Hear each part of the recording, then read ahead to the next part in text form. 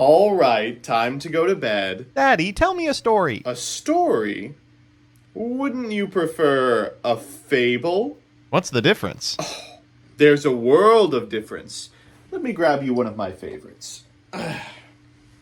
This one is written by a modern Aesop. Today's fable is The Man Who Misplayed into an 0-6 Saga Record by Douglas Zeef.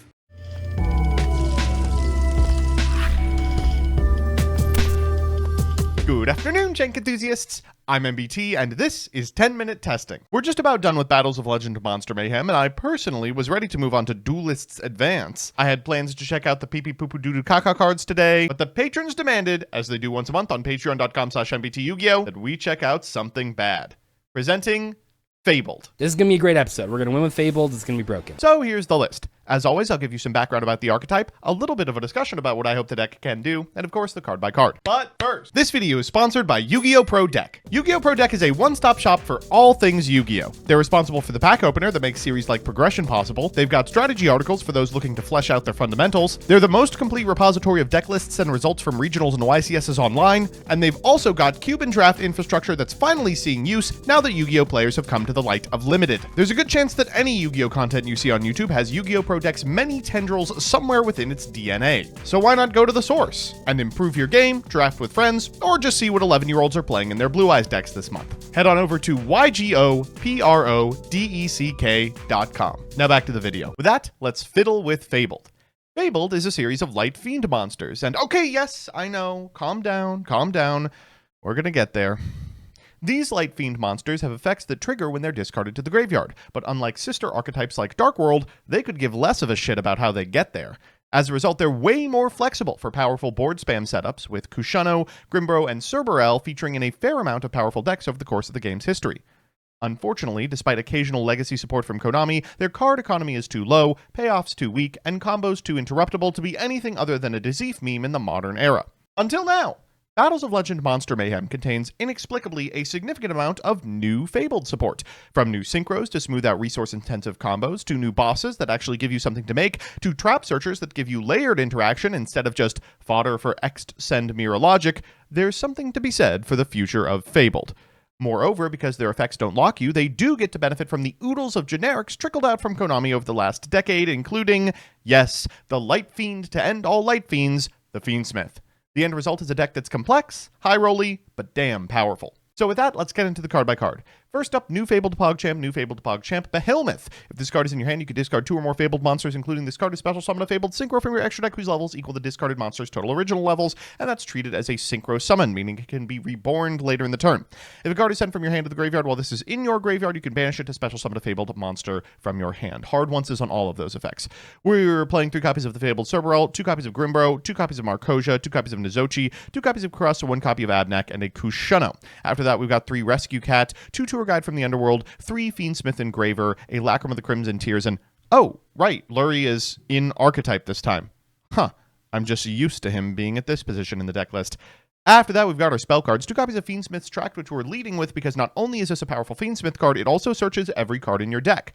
3 copies of Fabled Realm Resurrection. This card's unthinkable, a continuous spell that, when activated, lets you set a Fabled spell trap from your deck, except Fabled Realms Revival. Now, importantly for this, it does not have to set it to a spell and trap zone, which means you can get either Fabled Treason or the Field spell. Your opponent can't activate cards or effects when you Synchro summon a Fabled Synchro, and once per turn you can discard a Fabled card to activate one of these effects, either draw a card or special summon a Fabled monster from your graveyard or banishment. After that, we've got Stairway. On activation allows you to send a Fabled monster from your deck to the graveyard. You can target a Fabled monster in your graveyard, discard 2, and nab it back to the hand. There's also a battle effect that we don't need to worry about. 1 copy of Synchro Rumble, because best of all possible hands will include Crimson Dragon as part of the setup. Fabled Treason, which is just unbelievable at giving you not only a way to play almost your entire combo on your opponent's turn, but also a sort of layered interaction that means you don't immediately die to monster removal or negation, and of course a Fiendsmith in Paradise as well.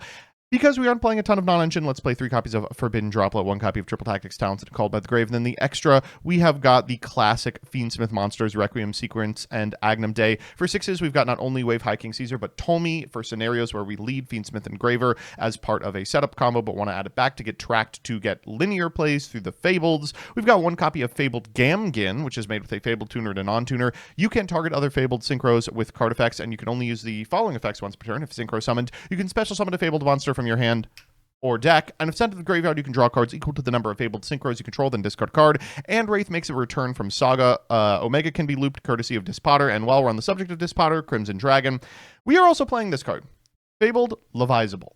Now, if you have ever read any of the other Fabled synchros, you know they do not do a damn thing. It's actually shocking how available the extenders are in the Fabled archetype, and how unavailable their bosses seem to be. This is the first one that actually accomplishes something. Once per turn during the main phase as a quick, you contribute any number of Fableds to take control of that many face-up monsters your opponent controls and negate their effects. And then if this is in your graveyard, you can target a Fabled in your graveyard, return it to the extra deck, and add that target to your hand. It's both a critical piece of an end board, as well as a type of interaction that players aren't prepared to deal with, and also your ability to recover. After that, we've got our fusions. We're playing Duke of Demise for make off the sequence for best of all possible world setups. Necroquip Princess. Doomed Dragon is quite available in this deck because you have the ability to go like Agnum Day into Desiree and then equip both the sequence and this copy of Requiem, which allows you to send 2 of those 3 for the Doom Dragon for synchro setups. It's very, very, very good. You'll see when we get to the combo proper. In terms of the side deck, we're playing 3 copies of Lancia, 3 copies of Fulos, 3 copies of Perulia, 3 copies of Droll, 2 copies of Lightning Storm, and a Harpy's Feather Duster. So, let's jump into some games. Our first match is up against Mitsurugi, and oh god, the Droll and Lockbird, and our opponent's grip spells instant death for us. Unfortunately for our opponent, the Called by the Grave and our grip spells instant death for them. Our hand is not great, but we do have a Rescue Cat, so we'll begin with that, and these extra normal summons we will just go ahead and discard over the course of the combo. Let's go for an Amnak and a Nizoshi into a Gamajin. Gamajin effect, we're going to go ahead and summon a copy of Kushano. That's going to go to the graveyard for a copy of Requiem. Requiem effect, we'll grab a Lacrima. Lacrima, we're going to send a Fiendsmith from the deck to the graveyard. Then we'll re-equip that Requiem from the graveyard to our Lacrima to make a Necroquip Princess, activate the effect of the Engraver, overlay for an M7, and then detach the Engraver so that we can add it back to hand and grab a Tract. Remember, Tract searches our entire deck. We'll go for that. They'll Droll, we'll contest with the Called by the Grave. Then we'll Tract, discarding one of these useless tour guides from the underworld as we grab a Grimburrow from deck to hand. From this position, we'll activate the effect of the Grimburrow. We will send it to the graveyard to grab a copy of Marcosia, which we will get into the graveyard via the effect of the graveyarded Kushano. Marcosia is going to trigger to get us the one, the only Fabled's Realm Revival. We'll set a Treason. Then we're going to link off into a sequence. Sequence effect will perform a fusion summon here for the Duke of Demise. After that, we're going to go for the Revival in order to pitch the Kushano once again for a Gamajin into Laversbull, Duke of Demise effect, to cycle back this copy of Grimburrow, not once per turn by the way, in order to grab a Crusy. We'll activate the effect of the Abnak and graveyard, pitching the Crusy and the Crusy effect in order to cycle back this copy of Gamajin into an Agnum Day. Agnum Day will trigger here. We will just bring back anybody because all we need here is monsters in the back row, so we can make the 8-star Doomed Dragon. From here we can make Crimson Dragon and trigger the effect of the Gamajin to draw a card as well. This Crimson Dragon is going to grab us a Synchro Rumble, then we will target our 10-star monster for a Bestial Dispotter, bring back our 6-star monster, and overlay for a Wave High King Caesar. Finally, we will Synchro Rumble back this copy of Gamajin, set Stairway to a Fabled Realm, send a copy of Bill Himith, and then pass back to our opponent. A little late on our opponent's top deck, they're going to begin with copy of Pre-Preparation Rites and begin with Aramasa. We will negate the effect using the effect of our Dispotter, but they will chain Magatama, which contests our Caesar and means we miss out on 2 negations. With shields down, they'll go for the Habakiri. Habakiri to tribute this copy of Saji, who will trigger. They're going to go ahead and grab a Ritual. They'll activate Mitsurugi Ritual in order to Ritual Summon. Here, sending the Habakiri for an Ame. Ame 1, Habakiri 2, but we will Laversbull, which will prevent this from resolving as its effect will be negated. We'll pay out the discard and take it. Afterwards, they will activate the effect of their Habakiri in order to add, and we will activate the effect of our Marcosia to grab follow-up. We'll go Treason on the Mitsurugi Mirror, bringing back this Laversbull, and then as they go for the Habakiri and the Futsu, we can just go ahead and take that as well. They don't have too much to use from this position. They can Prayers, but we do still have interaction. They will Dominus Impulse to prevent us from using our Lacrima to leverage the trap, but not too much to do from this position. Just a Typhon and a battle phase. Good news for us is it's almost impossible for them to get back into the game. Despite the fact that everything on field isn't a Fabled, we have unbelievable recoverability thanks to our graveyard effects. We'll begin with the Duke of Demise, use Kushano to cycle this copy of Marcosia, then Marcosia to grab another copy of Resurrection. That's just going to be pitched for the Resurrection to bring back Laver's Bowl, and Behemoth gets to trigger here to bring out the Kushano. Finally, we will go for the effect of the Fiendsmith Engraver and proceed to battle, getting in for well over lethal, most of which facilitated by our opponent's own monsters. Woof.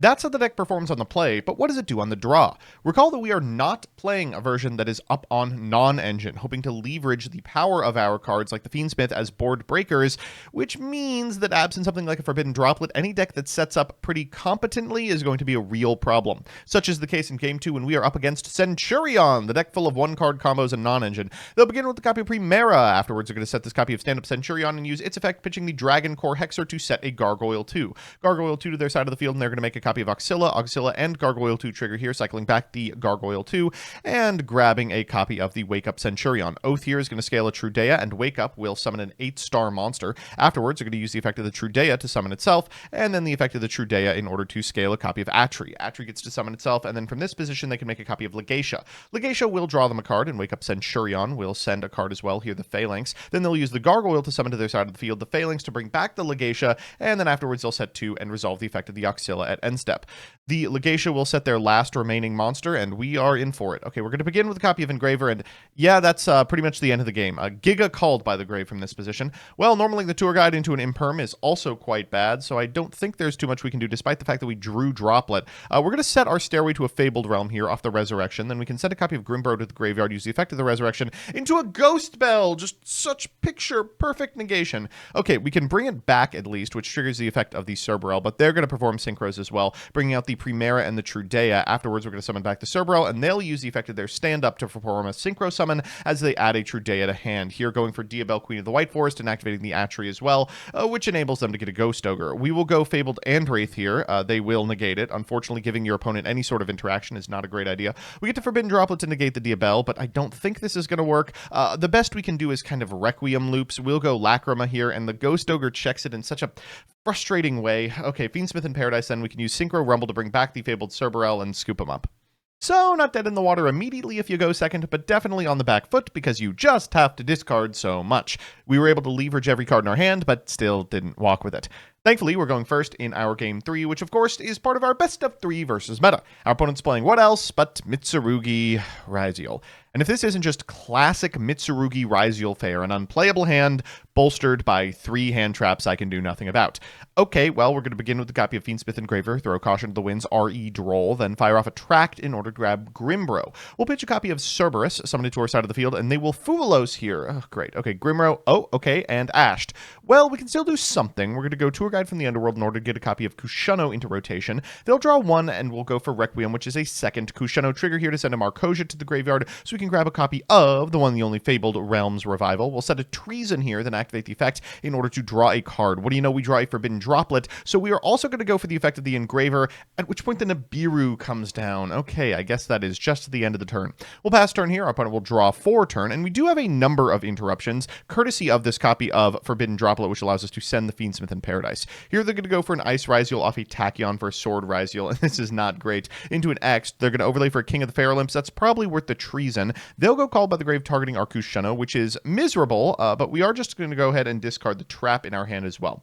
We'll go Forbidden Droplet afterwards, and they're going to go X into Node. They'll overlay for Duo Drive, activate the effect of the Duo Drive, but this is a prime target for the Fiendsmith in Paradise that we sent. I don't know if they forgot that we did it or didn't realize or whatever, but they put themselves in a position where we might be able to win with a good top deck, and that's about as good as they get. We can go Engraver here, summoning it to our side of the field, then go into a Requiem effect. We're going to grab a Lacrima from deck. This enables us to get pretty far. The Lacrima can send an Engraver. We can link off into a sequence. We can activate the sequence, shuffling a couple of these bad boys back for a copy of Desiree. From here, we can link off into an Agnum Day, use the effect of the Desiree to shuffle one of our opponent's monsters, then use the effect of the Agnum Day to summon back the Desiree, equip 2 cards from our graveyard to it, and retain the negation while still sending these 2 to the graveyard for a copy of Doom Dragon. Doom Dragon allows us to send this King of the Fair Limps, and down comes the Marcosia for lethal damage, shockingly. All right, we walked with this. Well, that seemed like a totally lost game that we won, and the second one, I mean, Balatro ass open. What's going on here?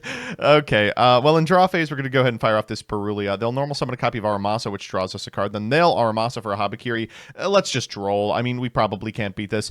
They'll go for Solemn Judgment set, and maybe let's normal summon a Rescue Cat into a Solemn Judgment. And I mean, I'm down to make the exact same play again next turn if you are. They're going to draw for turn. It's another Habakiri. They're going to activate Mitsurugi Ritual first action. That's unfortunate. Afterwards, we're going to go Aramasa and Kusanagi. They'll cycle back this copy of Ritual, and let's just scoop them up.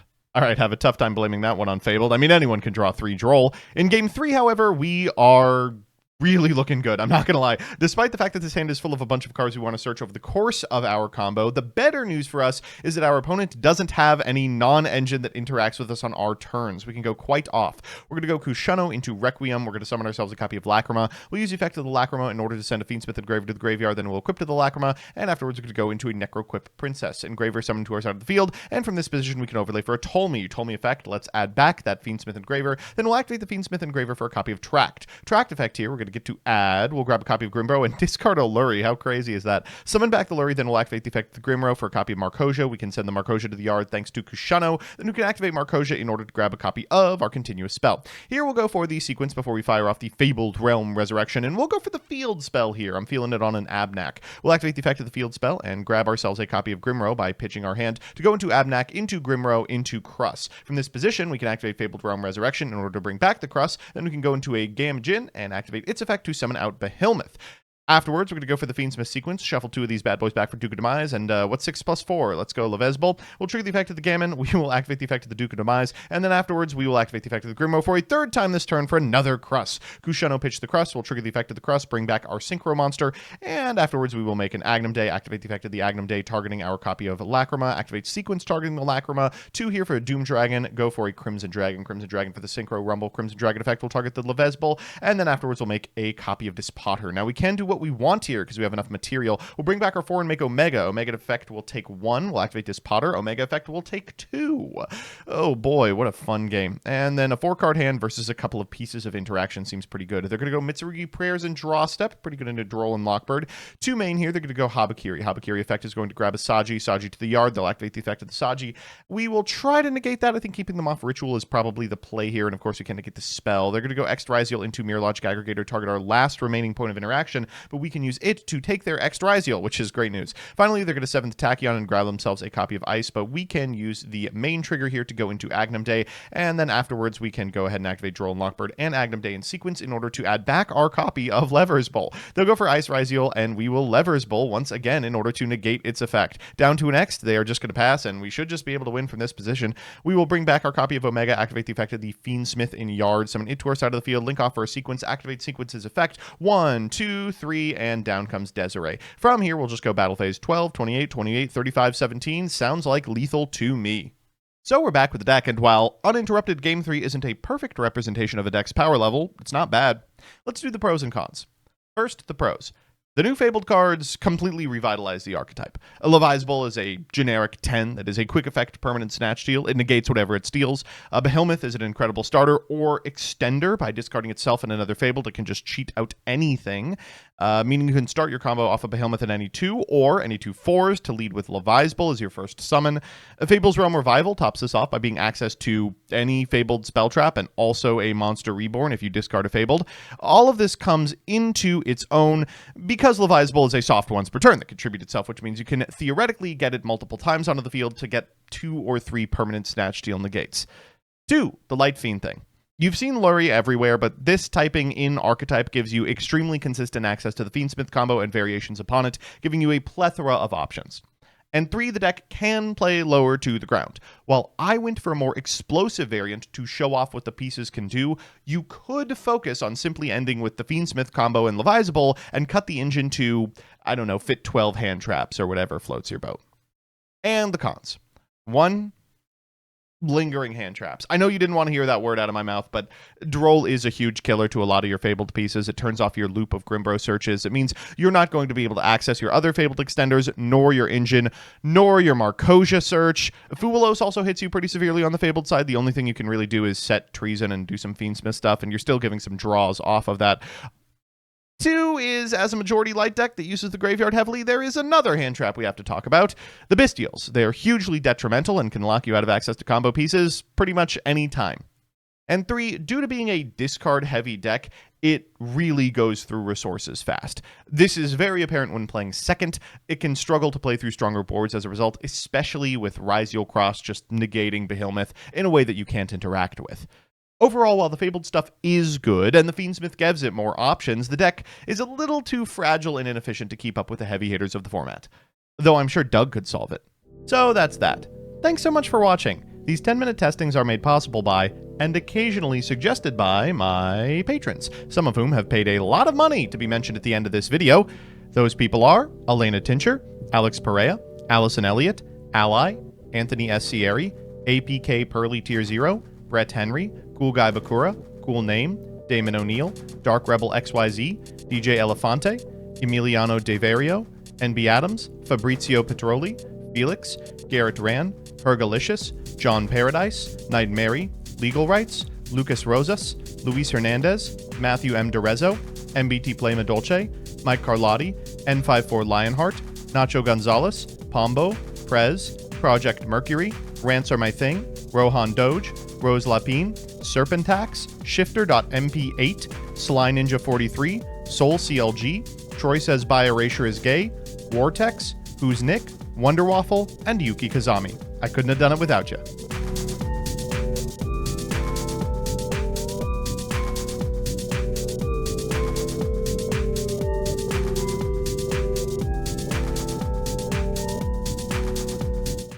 By the way, this is my childhood Pokemon non-card binder. I had a separate binder for Pokemon cards and for collectibles that were not technically Pokemon cards. Look at these fucking things.